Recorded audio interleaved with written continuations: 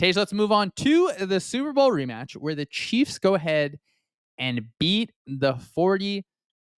I'm going to start with the 49ers offense versus the Chiefs defense, where the 49ers unfortunately have another injury where you get Brandon Ayuk, who's going to be out for the rest of the season. It sounds like Deebo Samuel is just, is working through an illness now. It's so rough because we talk about like last year having this just insane lineup. They're 21 personnel. Just like, what do you do against that unit? Now teams are really comfortable, I think, playing man coverage against San Francisco, and it's because they can. Like, you're not going to be afraid of who's on the outside. You're not going to be afraid of a matchup one-on-one with the running back in the pass game a lot of the times, and that helps defenses take stress off the linebackers where, hey, we don't have to play zone. Like, we're not going to be conflicted against play action. And I don't know. It's, I think, a lot of things where in this game, like, Brock Purdy just didn't have a great game. And he's been really good for, I think, most of the year. It's probably his toughest outing.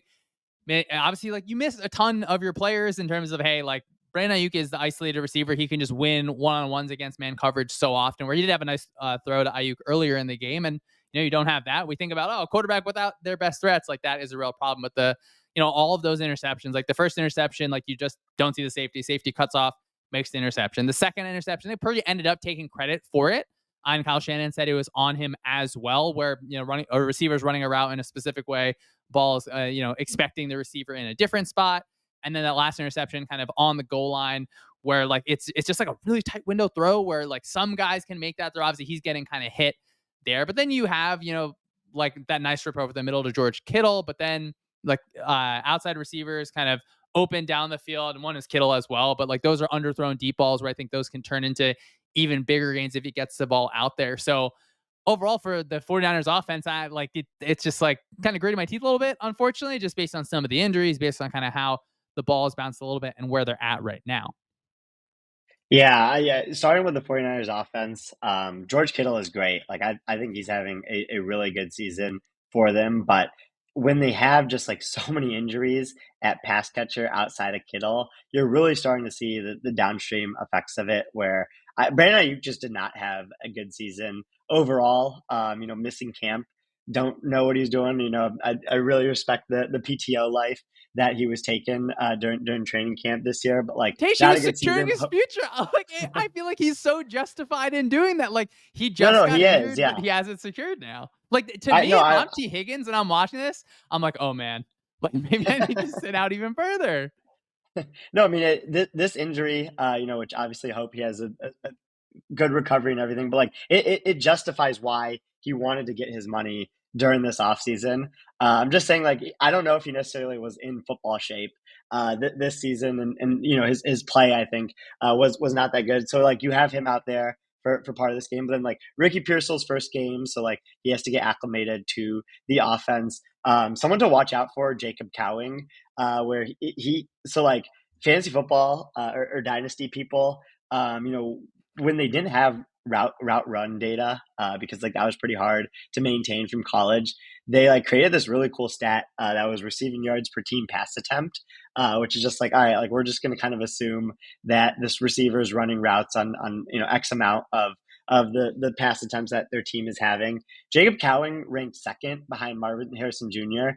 and right above Malik Neighbors in this for his career receiving yards per pass attempt. He had 3 targets on 8 routes with a +3 total EPA when targeted in this game. So someone to watch out for in this offense going forward now that they have a lot of receiver injuries. Juwan Jennings obviously will come back.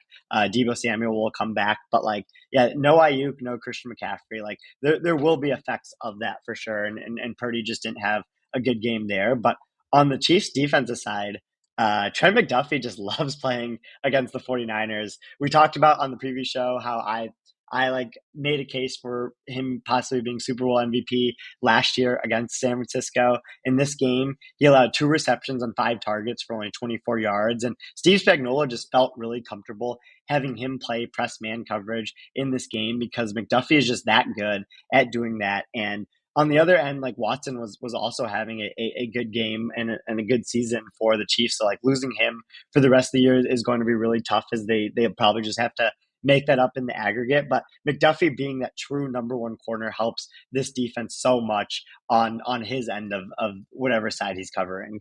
The Chiefs defense just like, man, so fun to watch. Like literally, like I flipped their film on and I just like could feel like the juices just flowing. I was like, oh man, this is so fun to watch. Like this is such good stuff. Where Steve Spagnuolo feels like, Ben Johnson on the offensive side, like coordinator of the year, and then Steve Spagnuolo on the defensive side, just doing such great stuff. Where sometimes it feels like Madden at times, where they had a play where they're like overloading one side, you isolate Chris Jones to the other side, and then literally the defensive tackle lined up over the center ends up being the player to take, Kyle Juszczyk kind of releasing out of the backfield and what like kind of amounts to man coverage on that release. And just like, well, you don't see that from any other team.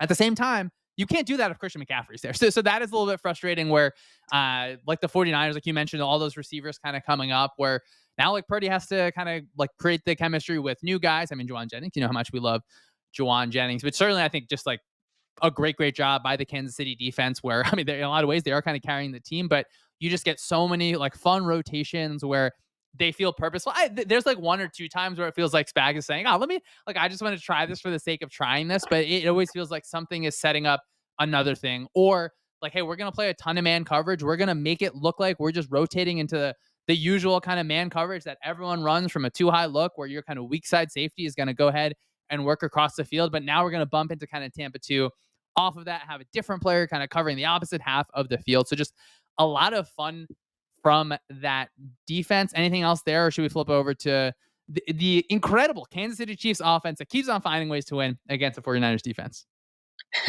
Yeah, I'll start talking about the Chiefs offense here, where it was just another high success rate game for them, 88th percentile success rate. They still lead the league in success rates, so just like down to down basis. They do churn out successful plays.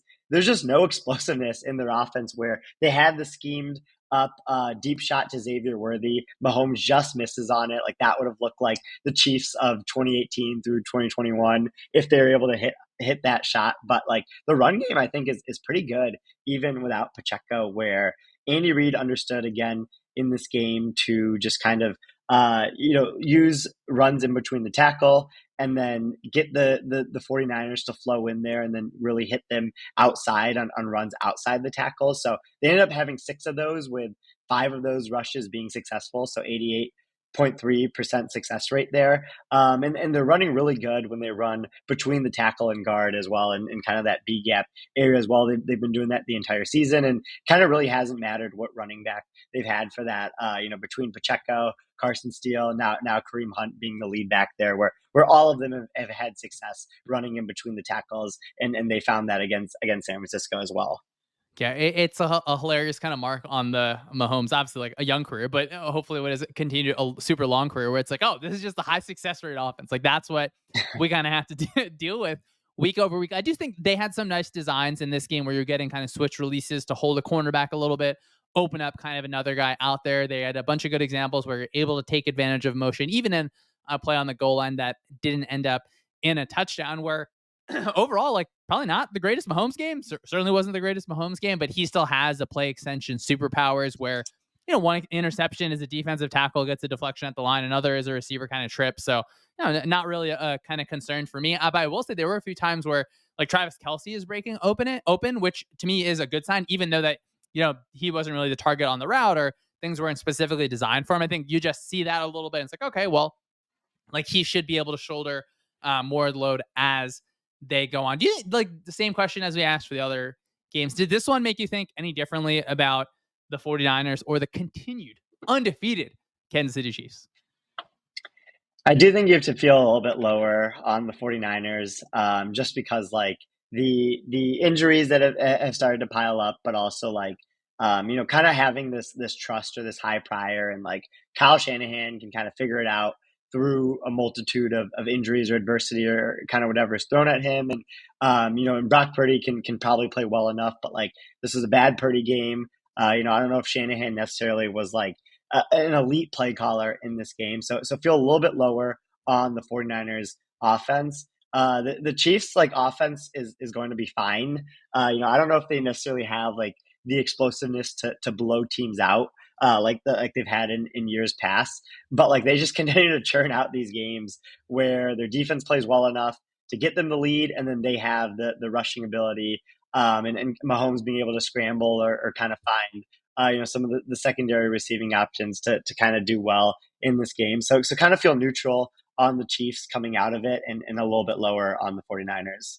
I think that that's probably where I'm at as well. I mean, the 49ers offense just I've been watching Kyle Shanahan evolve over the years has largely been fun. I do think, he has moved away from play action in different ways, finding different ways to conflict linebackers where it's not just the same thing it looked like in 2019, 2020. I wonder kind of what the next kind of movement is here overall. It doesn't feel like right now this team has like that one seed ceiling from the offensive perspective. But hey, you beat a struggling Dallas team on Sunday night. You head into the bye week 4-4. You still have a good chance to kind of win the NFC West. There for the for the Chiefs though, Tage, this really made me. And also watching the Lions Vikings tape right before watching or rewatching the Chiefs 49ers tape, I was like, oh man, I need to see Ben Johnson and Steve Spagnuolo in the Super Bowl. Like, I need to see it so bad. Obviously, we saw the first game of the season last year, but that I think would be a lot of fun. And then for Kansas City's offense, like I am not a football analyst. I will never be a football analyst, but the Chiefs offense, it's like my ultimate test. There's just so many kind of fundamental issues. And then you just have Mahomes where his margin for error is so wide, particularly because that defense is so good, but also because he's so incredible in the pocket. So where it feels like for the 49ers offense, like that margin for error is just so thin right now. A little bit because, the running game hasn't had, I think, probably the level of success that the 49ers have wanted to. Obviously, you have those injury receivers on the outside as well. So overall, just a little bit of a bummer, but a lot of fun, I think, for Kansas City, where like Tage, I think I'm just comfortable now with the like, okay, they'll be there at the end, and that's okay. Like that thought doesn't have to be like upsetting. It doesn't have to upset me anymore, Tage. I'm not gonna let it win.